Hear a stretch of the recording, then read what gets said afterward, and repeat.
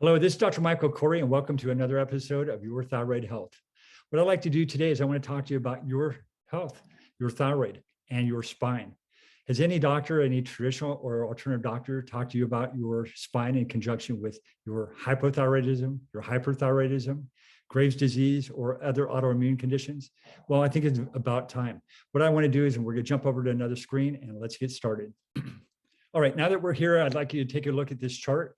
The nerves control your thyroid. They control virtually every muscle, every cell, and every tissue of your entire body. And I think it's imperative for you to understand that. It's not really just about taking a pill. It's not just about taking medication to bump something up or bump something down, which is all every medication does. It bumps it up or bumps it down, it speeds you up or slows you down. What I like you to do is look at this chart. Where I have it circled on the spine there, that's at the junction between your neck and your upper back. And when we go through and we look at what's going on there, I want you to take special note that when we look at the thyroid itself, you'll see that that arrow points, it says thyroid function.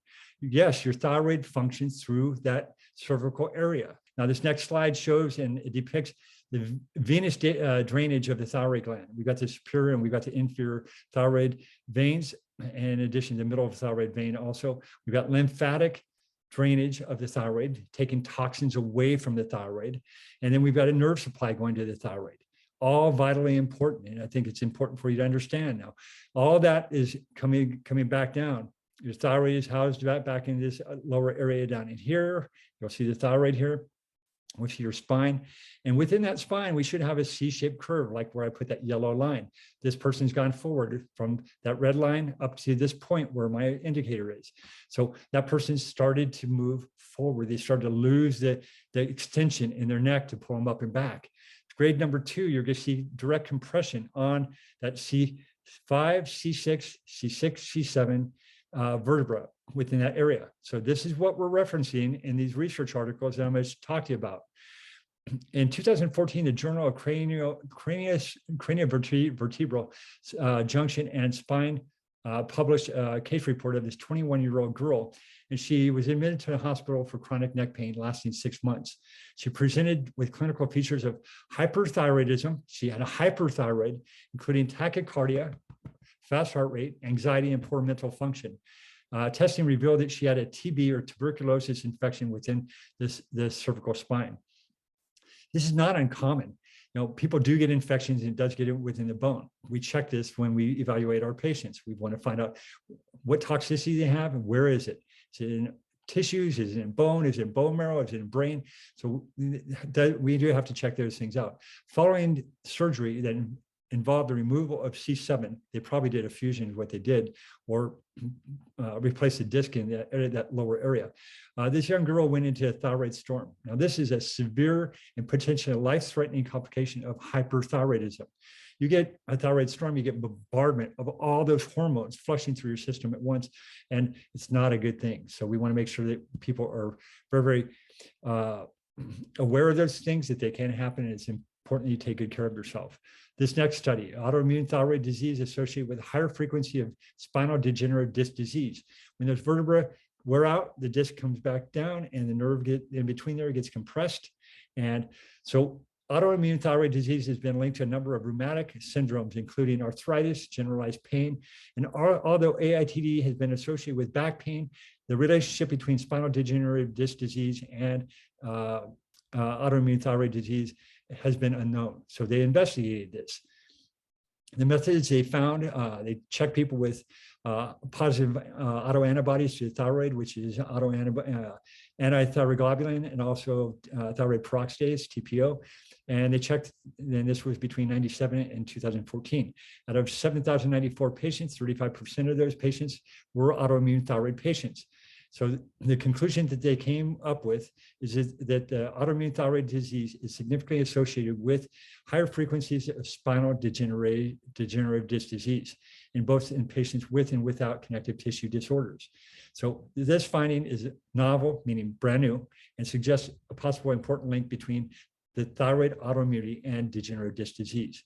Important stuff, because it's important for you to start understanding it's not just what everybody's looking at. You have to understand, you have to look at the full picture of a thyroid patient to evaluate them properly. Next study, resolution of hypothyroidism after correction of the somatovisceral reflex dysfunction. That's the neurological name for, excuse me, for what's going on by refusing of the cervical spine. This is a 29-year-old woman who was brought to the emergency room for psychosis caused by hypothyroidism or myxedema madness. She had a 3-year history of chronic pain ever since water skiing accident, followed by a cervical spine fusion of C4, C5, C6, and C7. So the patient's hypothyroidism was believed to be caused by the somatovisceral reflex. There's a reflex that comes back from your thyroid communicating with your brain, related to the disruption of the nerves in the region of her cervical spine. While in the ER, imaging of the patient cervical spine of the neck itself showed that her previous spinal fusion surgery had failed. Okay, this can happen with degeneration also before somebody actually gets a surgical intervention.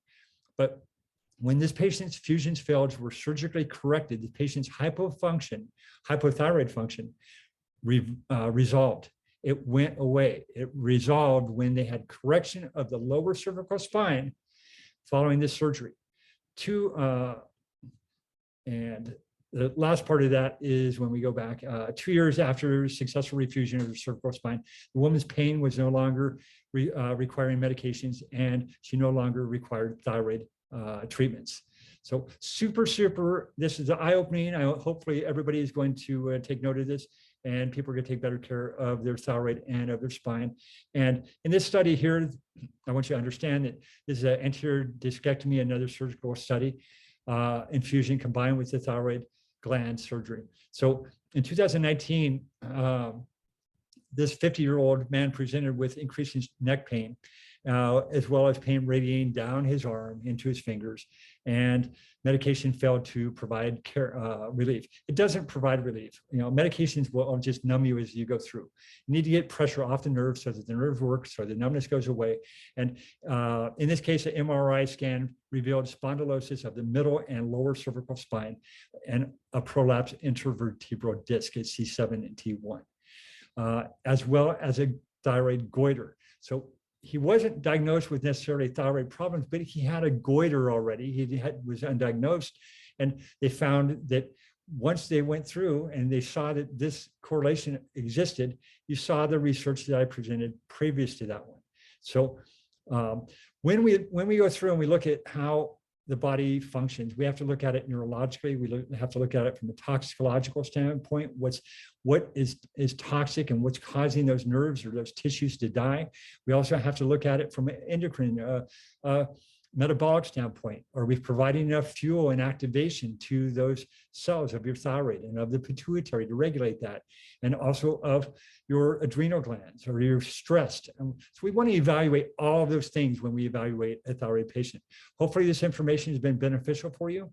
Hopefully it's eye-opening for you. You get proper care. We do all of these things. We evaluate every aspect of your thyroid health at our clinic, and you can reach us at, as you see on the bottom of the screen, drmichaelcorey.com, or reach us at the office at 714-730-5833.